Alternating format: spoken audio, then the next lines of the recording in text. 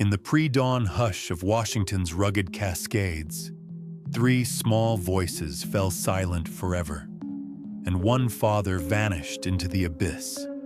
What drove Army veteran Travis Decker to bind his 3 daughters in zip ties, seal their breath with plastic, and disappear into the wilderness he once knew so well.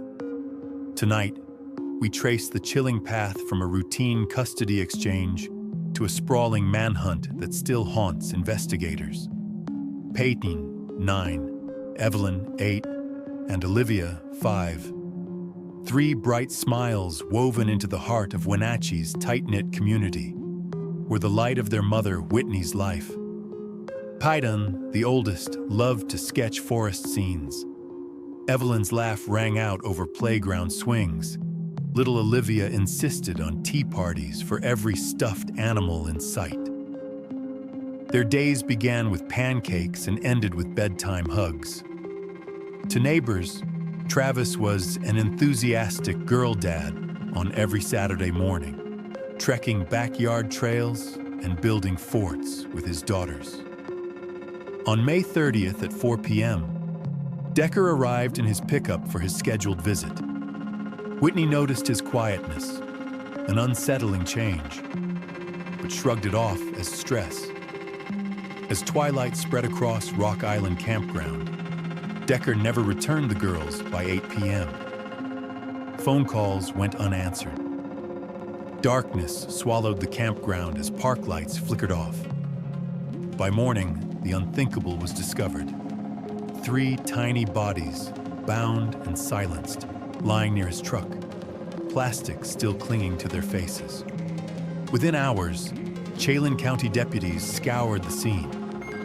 Bloody handprints on Decker's tailgate matched male DNA. Whitney's frantic 911 calls painted a portrait of his last known movements.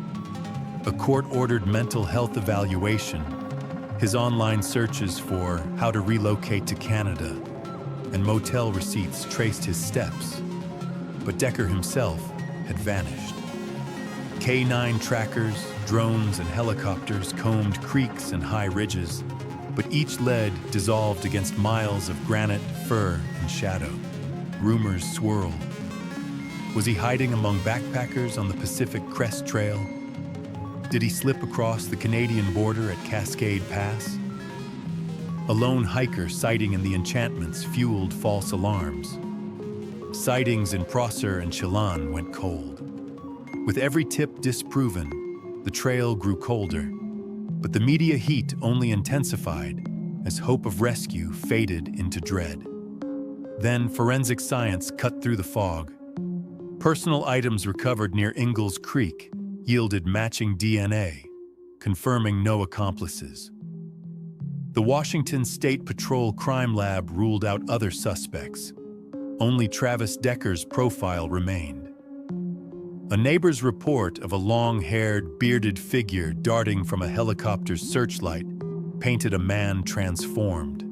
Survivalist instincts honed in Afghanistan now turned to flight. On June 6th, Governor Inslee activated the National Guard. K9 units, swift water teams, and drone squads converged on Crystal Creek drainage. Over 200 searchers mapped every rock outcrop, every hidden hollow. But the wilderness swallowed their efforts as Decker, armed and trained, melted into shadow. A $20,000 reward dangled in the air like a promise and a threat. But the lone father remained a ghost in the pines. Today, investigators admit they do not know if Decker lives or died. Roadblocks and trail closures have eased. Drones now patrol select waterways. Yet the question echoes, is Travis Decker still out there? Or does the mountain keep his secret?